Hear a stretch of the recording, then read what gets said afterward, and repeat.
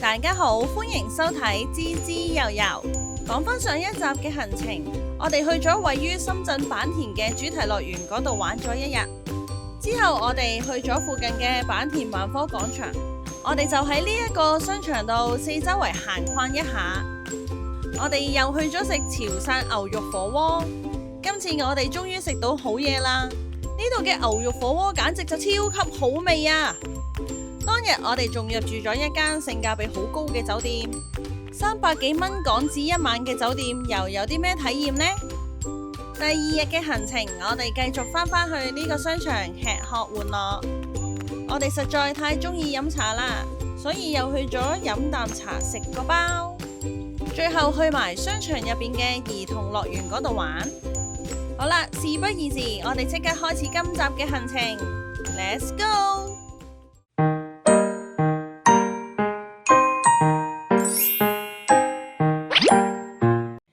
我哋嚟到位於龍崗區嘅坂田萬科廣場，呢個商場喺2024年開幕，所以都算係一個新商場。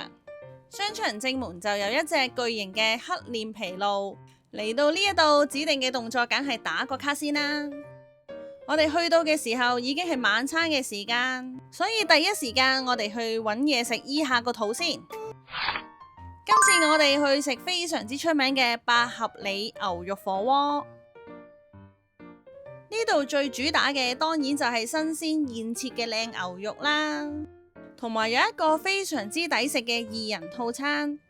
至於我哋呢，都係第一次嚟食呢間八合里，所以就點咗呢個全日嘅雙人套餐，價錢就係200蚊人民幣左右。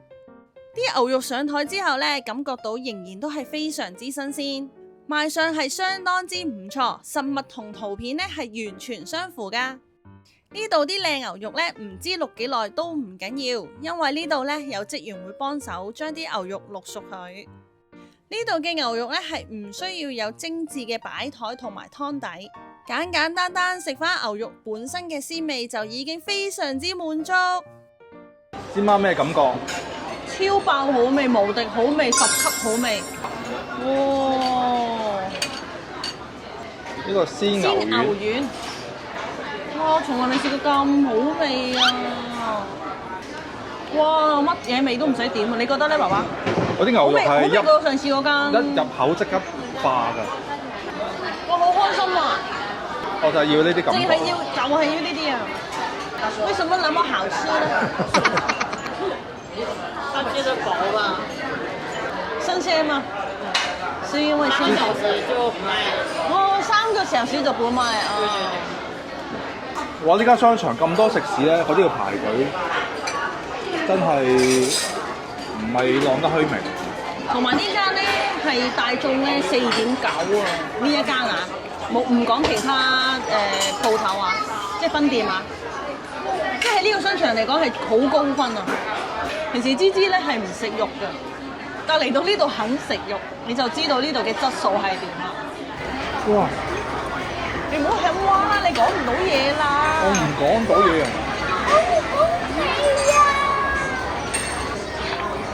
哇！我哋食完飯出嚟，個商場就着咗燈啦。哇！真係好靚啊！真係好靚啊！好似阿凡達嗰啲仙境嗰啲感覺。因為佢都係叢林啊嘛。係啊。我又要再去練一次，究竟我可唔可以同佢接通到先得？好啦，我哋食完晚餐之後就準備返酒店啦。當晚我哋入住嘅酒店距離坂田萬科廣場有一段嘅距離，如果步行過去嘅話呢，就大約15分鐘嘅路程。其實喺坂田站嘅附近都有幾間評分唔錯嘅酒店，不過呢幾間酒店呢都係比較舊，所以最後我哋揀咗一間新啲，但係距離呢就比較遠嘅酒店。因為當晚我哋實在太攰啦，所以就喺商場附近打車過去返酒店，大約1公里嘅車程，5分鐘左右就到啦。我哋去到山水 S 酒店啦。好，我哋而家入去。當晚我哋入住嘅就係呢一間山水 S 酒店。呢間酒店係2024年開業，係一間主打休閒商務嘅酒店。呢度嘅設計以簡約同埋自然風格為主，所以入到嚟之後就有一種放鬆心情嘅感覺。好啦，我哋而家入間房啦。哇 OK 喎。Hello， 大家好啊！呢間房呢就係山水 S 酒店啦，就係咧位於頭先我哋啱啱玩完水嗰度咧，搭車過嚟咧，只係搭咗6分鐘車程嘅啫。咁我哋咧一入到嚟間房咧，就會有一個洗手間，就會分開浴室嘅，浴室同洗手間就會分開。咁呢個浴室咧就冇浴缸，就係普通一個淋浴間，亦都冇雨淋式花灑，淨係得一個花灑嘅啫。好啦，轉過嚟呢邊咧就係一個雲石台啦。雲石台呢度咧就係呢啲洗漱嘅地方啦，咁就會有一啲好基本嘅牙刷啊、梳啊、牙膏啊、杯啊、毛巾啊，都係基本嘅設備嚟嘅。好啦，座廁呢邊咧亦都係一個係普通嘅座廁嚟嘅啫，就冇話智能座廁。跟住再行入嚟咧，其實一眼睇晒㗎啦，就會有一張特大雙人床，其實係2張雙人床拍埋咗，但係嗰啲已經幫我哋整好晒，因為間房係雙人床房嚟嘅。呢度房咧原來冇雪櫃㗎嘛哦。但買咗雪凍嘅嘢飲，我而家要飲。好啦，用我隻手度咗啦，係42寸大電視嚟嘅，但係就冇無線。你確定42寸？同我條腿差唔多咯。Yeah。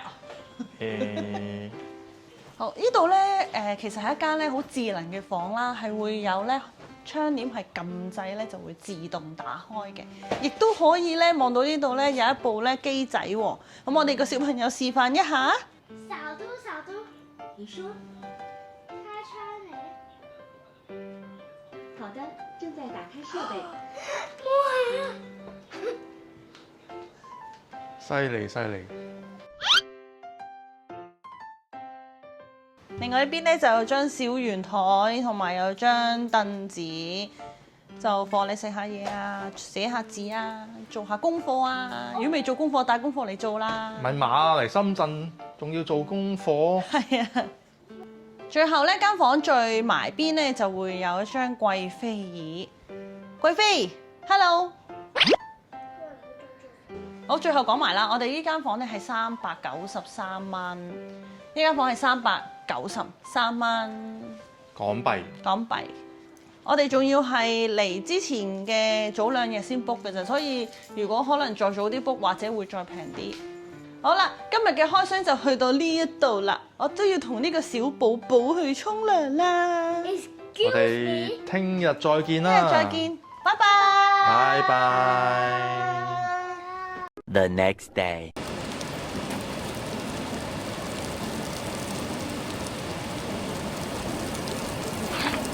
最近嘅天氣都係反反覆覆，一時就陽光普照，一時就落大雨。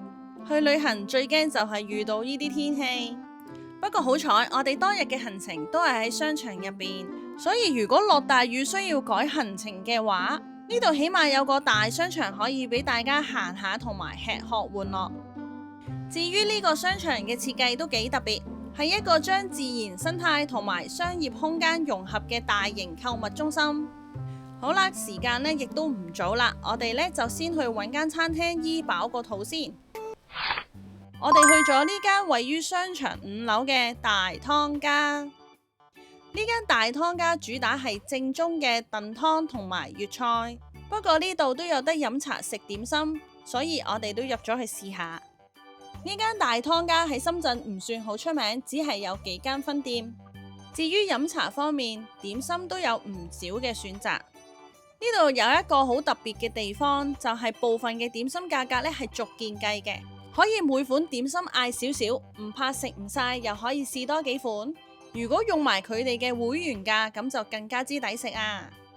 估唔到去飲早茶都有得食燒鵝喎。呢份200克重嘅燒鵝價值39.9，雖然啲燒鵝咧就冇咩肉食，不過味道唔錯，可以叫做過下口癮。好啦，首先呢，出場嘅點心係順德炸鮮奶，口感係外脆內暖，非常之唔錯。之後就係呢個打卡一流嘅特大脆皮菠蘿包。裡面嘅餡料係一啲酸酸甜甜嘅菠蘿醬同埋肉鬆，味道上其實唔錯嘅，不過食多幾嚿呢就會覺得好漏啦。相比之下，我哋都係中意食返傳統港式茶餐廳嘅菠蘿油。好啦，其他點心呢都開始陸續上台。我哋覺得今餐最好食嘅就係呢一碟香煎韭菜餃，餡料新鮮飽滿之餘呢，仲爆晒汁添啊！哇，爆汁啊！呢碟臘味蘿蔔糕就正正常常啦，煎得非常之香脆。跟住嘅又係我哋飲茶必嗌嘅手工蝦餃王。呢隻蝦餃都算做得皮薄餡靚，蝦餃爽彈鮮嫩，亦都好多汁，算係中上水平嘅出品。至於馬拉糕就比較普普通通，口感唔錯，但係就味道有啲奇怪。呢個係可以就咁單點一個嘅西關叉燒包。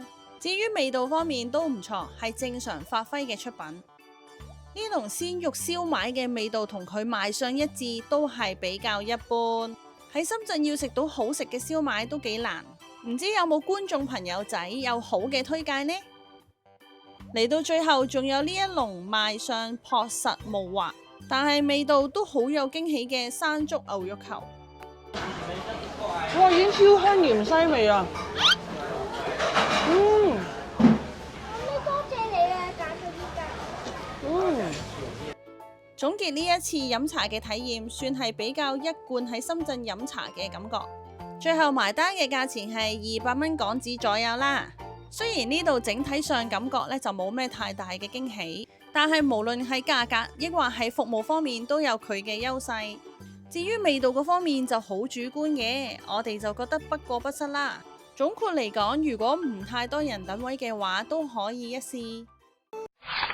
飲完茶之後，最後就嚟到芝芝嘅玩樂時間。我哋去咗位於商場3樓嘅 MeLand 親子樂園嗰度玩。呢度一大一細嘅收費係161蚊人民幣，另外加多一個成人就係39.9。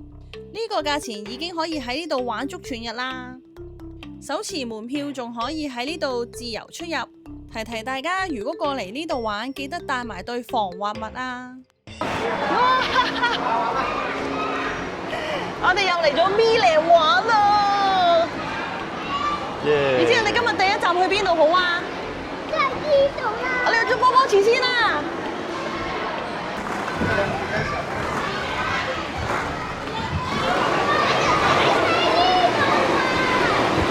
好搞笑喎！着雨褸去洗車喎！我哋入去洗車啦！哇，芝芝你喺度用泡泡嚟洗啊？我又要捽佢啊，好似洗白白咁樣啊！捽，啲車日日咁樣洗，日日都好乾淨啊，洗到。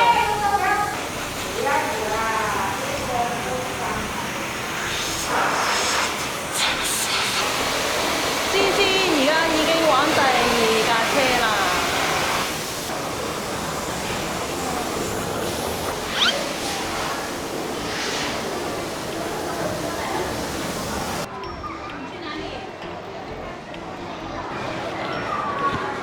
買嘢食。姑姑加價。咩嚟㗎？我要買超級多嘢。OK。芝芝入咗去着裝備啦，準備咧就會玩呢個高空繩索啦，同埋行呢啲橋嘅，即係有啲危險㗎。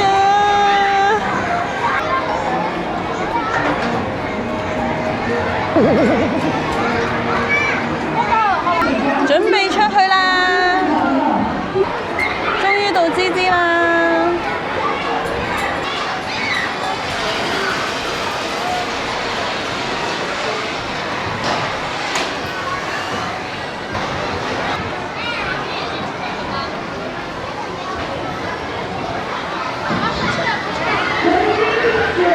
成群小朋友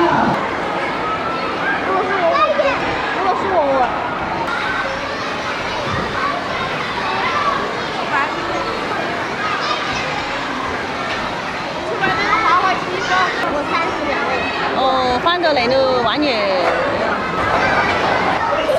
好唔好玩啊？好玩啊！有幾好玩㗎？唔驚㗎？OK。好啦，最後我哋喺呢度玩咗2個鐘頭左右，芝芝可以將佢嘅電力盡情咁樣釋放。Milling 真係一個非常之歡樂嘅親子樂園，我哋前後加埋都唔記得去過幾多次啦。總括嚟講，呢度可以令小朋友玩得安心又放心，絕對係一個放電嘅好去處啊！我哋玩完呢個樂園之後就準備走啦。今集嘅分享去到呢一度啦，多謝大家收睇滋滋悠悠，希望大家可以俾個 like 支持一下，另外仲可以分享、留言同埋訂閱我哋嘅頻道。我哋下條影片再見，拜拜。